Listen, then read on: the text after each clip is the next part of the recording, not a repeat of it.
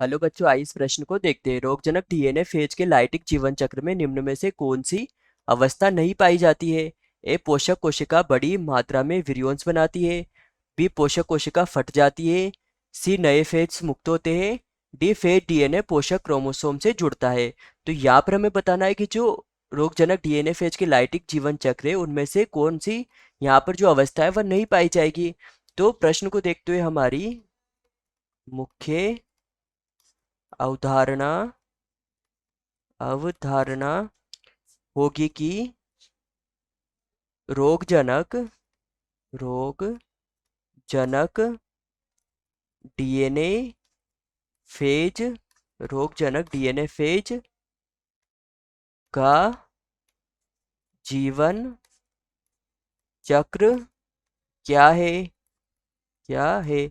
तो जो ये रोगजनक डीएनए फेज होते हैं, इनका जो जीवन चक्र होता है, इनका जो यह जीवन चक्र दो प्रकार का होता है होता है। इनका जो प्रथम जीवन चक्र होता है वह लाइटिक लाइटिक जीवन चक्र होता है।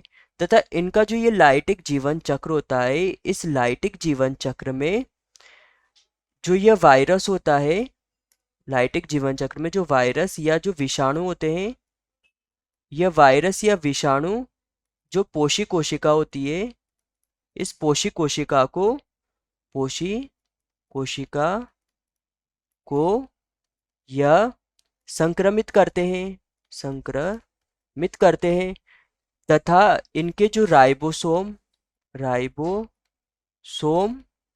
व जो अन्य अन्य कोशिकांगे कोशिकांगे उन्हें यह नियंत्रित करते हैं। तथा इस पोषी कोशिका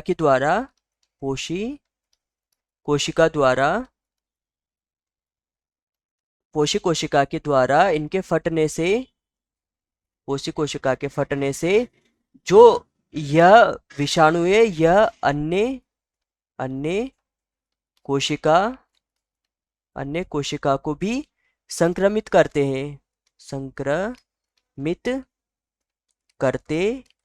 हैं। तथा यह पोषी कोशिका में बड़ी मात्रा में जो इनके विरियोन्स होते हैं जो अन्य कोशिकाओं को संक्रमित करते हैं, उनको बनाते हैं। तो यहाँ पर हमसे प्रश्न ने पूछा था कि जो रोगजनक डीएनए फेज के लाइटिक जीवन चक्र में निम्न में से कौन सी अवस्था नहीं पाई जाती है। तो यहाँ पर जो इनका जो लाइटिक जीवन चक्र होता है, इसके अलावा जो द्वितीय जीवन चक्र होता है जिसको लाइसोजेनिक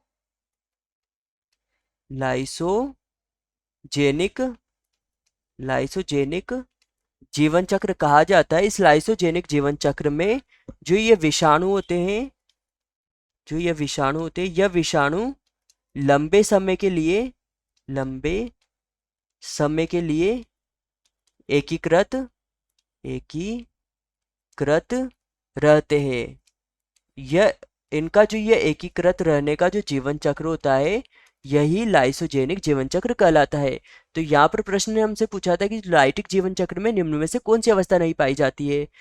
तो यहाँ पर जो हमारे पास ए है वह है पोषक कोशिका में ये बड़ी मात्रा में विरियॉन्स बनाते हैं। तो यह भी हो जाएगा सही कि यह बड़ी मात्रा में विरियॉन्स बनाते हैं, जबकि आपसे हमें नई अवस्था पूछी थी जो नहीं पाई जाती है, तो यह हो जाएगा गलत।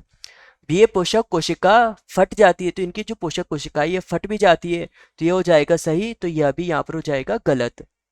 सी, ये नए फेजेस मुक्त करते हैं।